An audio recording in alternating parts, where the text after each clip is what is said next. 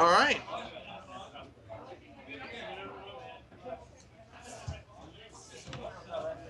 And if I'm not mistaken, we're live. We are. Ladies and gentlemen, welcome to Dayton Magic Club Presents Friday Night Magic here at Epic Loot in scenic Centerville, Ohio. Wait, Epic Loot? We are at Epic Loot for the first time. Yay!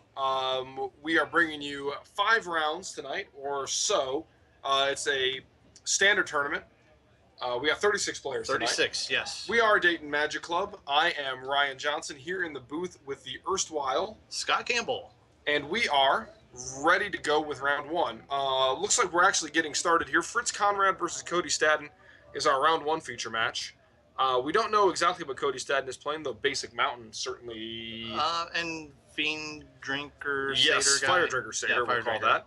That is probably a red aggro deck. We know what Conard is playing, though. Yes, he is playing this crazy deck he was telling me about earlier, using Daring Thief, Fired Mechanic, Springleaf Drum.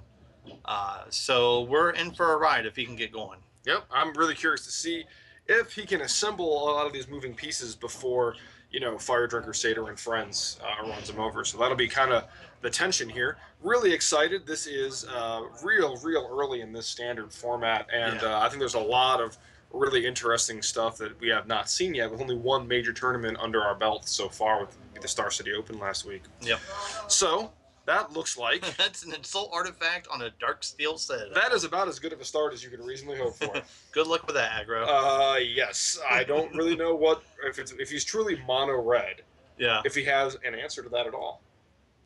Well, like in his 75. I've been telling all the people that are playing red, splash white for Chain to the Rocks for this particular situation right here.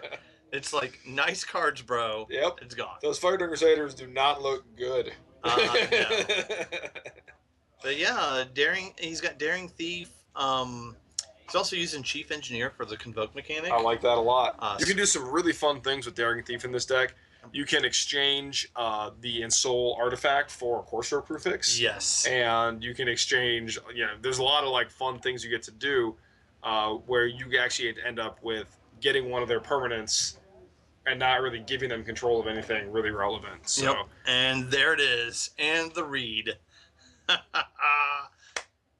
Love New it. standard. Love it. It's the best. They're like, wait, that's not a cons card. When did that... What? That's a Journey to the Next card, sir. It is. It absolutely is. As inspired. He's like, oh, okay. You got a card. Not super relevant here, but... right. You never know. A kill spell to that thing would kind of make me sad, because I want to see it go off. It is, I mean, Cody does, of course, have the option of double blocking it, which isn't necessarily a winning proposition, but there you go. Right.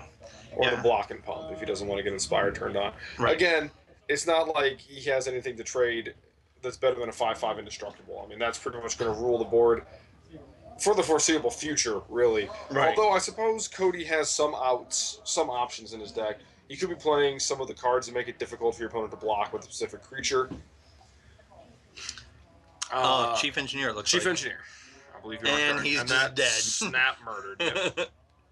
So Lightning Strike will take that out unless he has a response, which I suppose he could have in either a negate or... Oh, he convoked for the Ghost? Ghost Blade. Ghost Blade, yeah. Yeah, I like that a lot. Ghost Blade, of course, the new equipment that gets better when it equips colorless creatures. Right. So face-down morph creatures or artifact creatures. Right. Like... Such that Darksteel said it all. Yes. And also, I suppose he probably has Ornithopters, I would guess. Ornithopters, Phyrexian Revokers.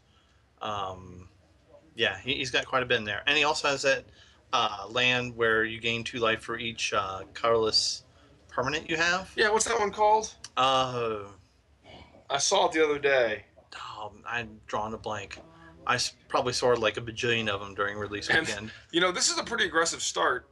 If it was he was playing against one of the slower, more ponderous decks with a ton of comes into play tap lands or some rough mana. The triple Fire Drinker Satyr draw can be very powerful. It's one of the appeals of playing mono red, is getting that just blitz of 2 toughness guys for 1 mana down on the first 2 or 3 turns. However, that is not currently the case. Yeah, Inspired Trigger didn't really need to do anything here because he got a bunch of 1/1s. My Kingdom for an Infest, a Maelstrom Pulse, Yeah, Maelstrom Pulse wouldn't be bad. or Detention Sphere. That's another Chief Engineer. Yes. Yeah, every time I see someone play 3 permanents, it's like, oh, I would just want to kill them all with 1 card. It's so much fun. Yeah, so doesn't look like he has a response for that. He's we're going to stoke the flames here, and to the dome. Yep, Stoke to the Dome. 13 life Fritz Conrad falls to here. Now, I don't think it plays enough burn to realistically burn him out. No. But it's worth pointing out that Chief Engineer is a 1/3, and Daring Thief is a 2/3. Yes. Which means they can both profitably block all these 2/1s. Absolutely. So, like, that is just a kind of a happy accident. Yeah. Lately, Blue's been getting a lot of 1/3s for 2. Like, that's a thing that Blue gets now, apparently. We have a... Oh, that must be the... Yeah, Tomb of the Spirit Dragon. Yep, that's the one. And we see the Convoke mechanic get us a Scuttling Doom Engine. Oh my goodness gracious. Yes, sir. A bunch of hits. But yeah, Tomb of the Spirit Dragon.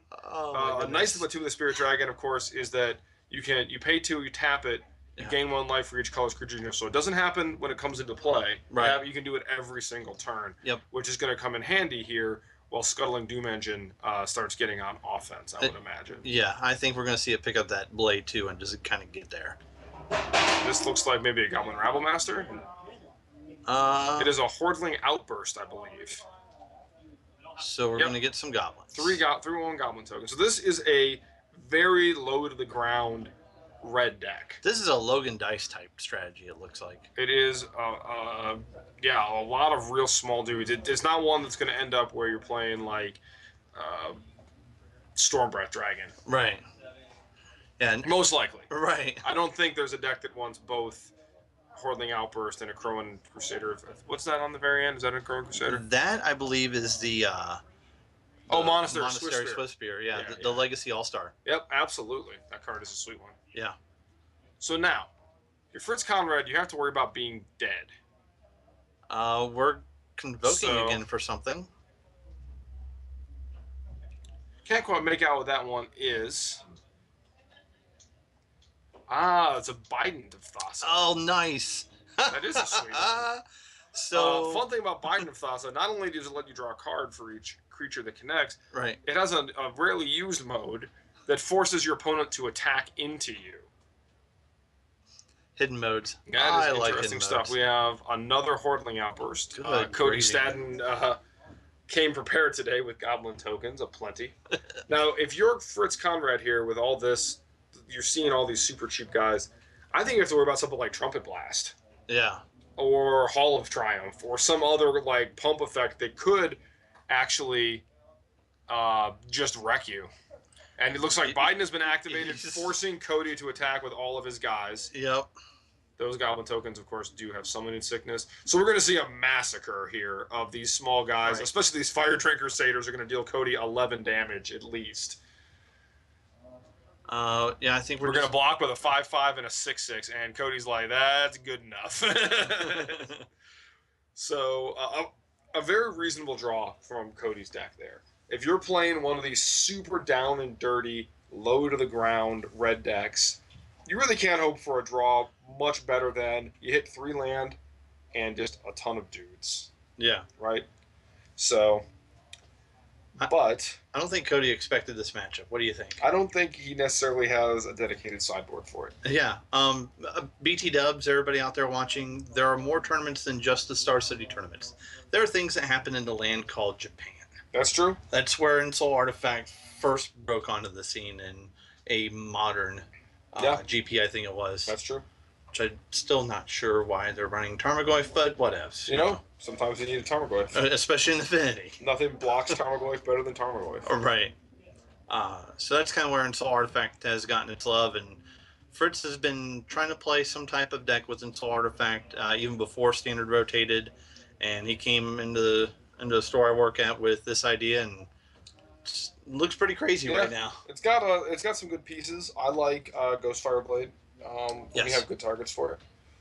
I like Scuttling Doom Engine. I'm not a monster. I love Scuttling Doom Engine. Right. I don't think red decks like Scuttling Doom Engine. Their guys can't Nope. block. So, yeah.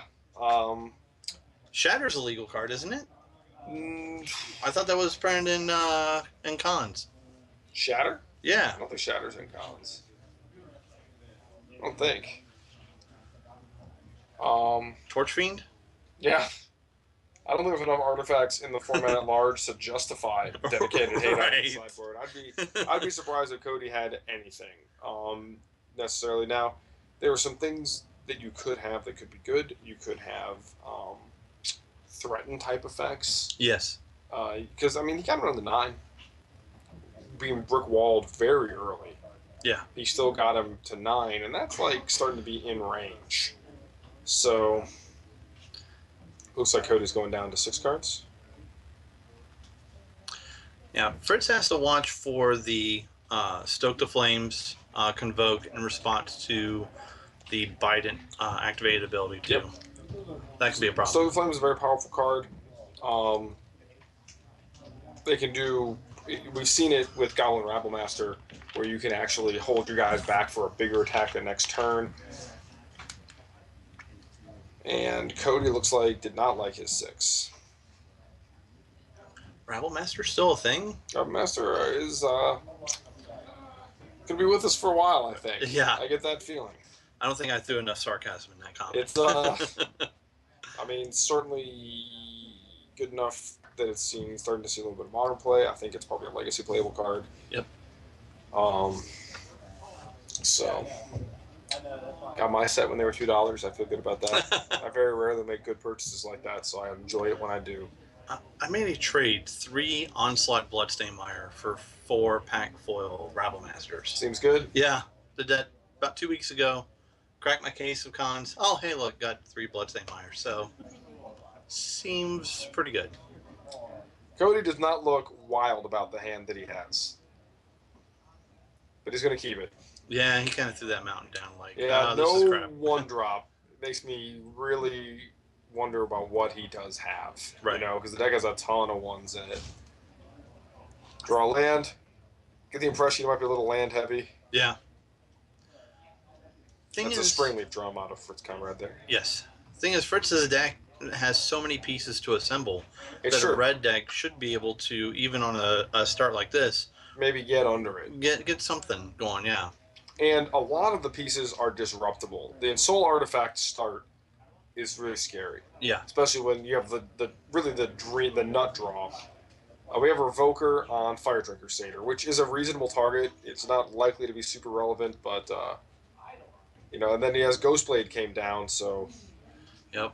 it's he's getting a nice fast clock. You wonder, like, Cody's just got to be completely flooded, right? He hasn't cast a spell yet, and he has 3 mana, so like all of his cards have to be castable by now. Yeah. Just about. This is one of those things, especially in aggressive decks that have a lot of 1 drops, 2 drops, things like that. I think sometimes it can be okay to mulligan to 5, because sometimes you get there. Your card quality sometimes can be better, especially if you're like with what's going on here, I mean, where like, it's just all lands. You're not a card advantage deck, right? Like No. you're not necessarily worried about ending the game with a bunch of cards in your hand. So, right. But at the same token, they don't necessarily, you know, these fast aggro decks, specifically these fast red decks, are much more at the mercy of their top deck than a lot of the other decks in the format. Historically, they haven't been able to play some of the mitigating effects like temples and things we've seen. So, mulliganing can be rough. Drum is doing some work here. Yep. There's an Ensoul Artifact on a Darksteel Citadel. Boosh. And we're going to see a Stoke the Flames in response. Yep, it's dead. So you take 5. And then 7 next turn? Yep. So what do you think of this deck so far? This blue affinity deck here? I think that it's very interesting. I think that it's certainly got some powerful draws and some powerful effects. I'm concerned with the sheer number of moving pieces.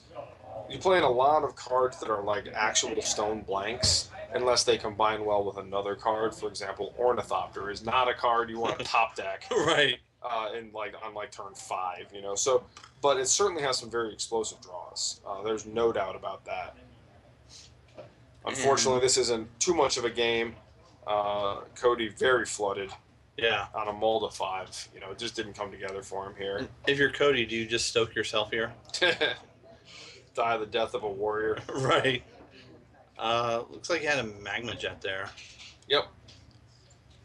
I wonder if that new red draw spell would be good for Cody here. I've always thought that the newer cycle of red draw cards, Wild Guess, Faithless Looting, those kind of effects, were have probably been a little bit underappreciated for what they can do for a red deck. Because, like I said, historically your card selection has been so bad. That's a Rabble Master, probably a little too late to the party. A little bit, especially when you have 6 mana on board. Yeah.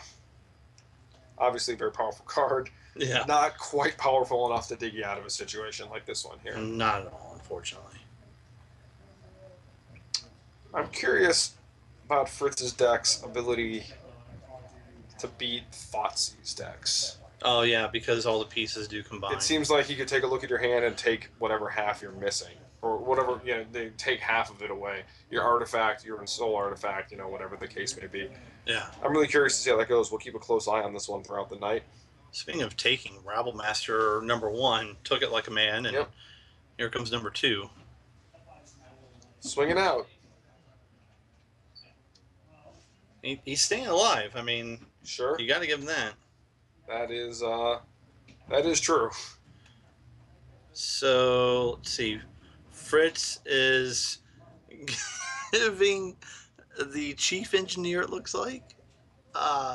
Yeah, the daring. Trading that. Yep, with the daring thief inspired mechanic. Yep. Here, you can have this. I'll have and a Rabble Master. I will take your Rabble Master. I will get value. Yeah, seems fine. He's gonna get a Goblin token here. Right. This is crazy. Daring Thief. He is broken daring thief. He's so daring. So, some interesting stuff. Yes. I've historically been a proponent of low down and dirty red decks. I'm concerned about their ability to punch through in the beginning of this format, where one of the very popular and day one strategies has been Sylvan Caryatid, Courser of Crewfix decks with like Siege Rhino. There's a lot of really dirty stuff your opponents can do. So I'm curious to see how they do. See if there's a build out there. I feel like you want to play a lot of flyers, and the red flyers are good.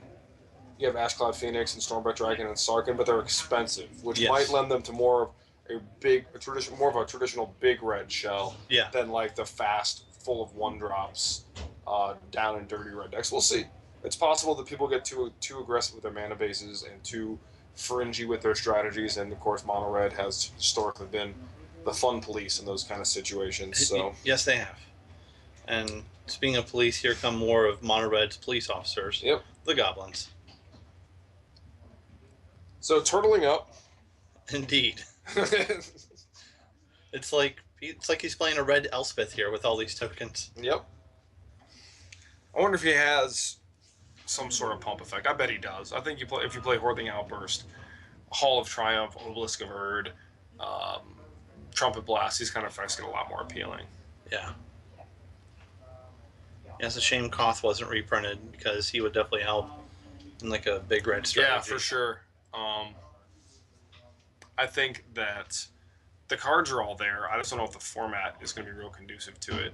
We lost a lot of our ability to play a red devotion deck with the loss of Burning Tree Emissary, Ash Zealot, Boros Reckoner. Our really big devotion enablers are all gone. Yep. So, Frostburn Weird, these kind of all our good double red stuff is all gone. Yeah. So I don't think we have that light engine anymore, but maybe you just curve out naturally the way God intended. I don't know. Attacks. Yep. The aggressive blue deck. Yep. And as traditional has been Magic's history, the blue deck is attacking with everything. The red deck will be blocking. So we blocked the big man. Yep. Block the Rabble Master. I think it's probably pretty tempting if you can afford the life to double block that Rabble Master, but we'll see if he has enough creatures to do that with. Nope. I haven't seen this much change up in the color pie strategy since Planar Chaos. Is that Titan Strength? Yes, it is. And he's, yeah. Cody's just like, you killed all my guys. Yep. Jeez. That's tough. That happens sometimes.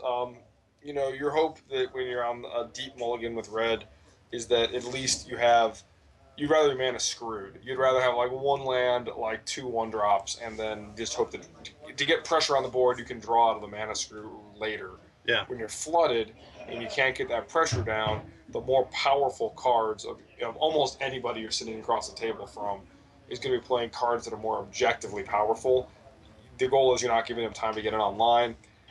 When you have to take the first 3 turns off, it's really hard to win that race. Yeah, absolutely. So that's round 1. Thanks for watching. We're Dayton Magic Club. Check us out at DaytonMagicClubWebsite.com. Check us out on YouTube at YouTube/Dayton Magic Club. Check us out here on Twitch at Dayton underscore Magic underscore coverage, which coverage, is yeah. hopefully what you're already watching. Yeah, absolutely. We are being hosted by Epic Loot here in Centerville. Check them out at epiclootgames.com. I believe that is it. Or you can just do a Google search. And we will have to take the stream down for just a minute. We are still getting our equipment to play nice with the internet here. We'll get that knocked out. We should have plenty of time before the next round starts. So definitely check back.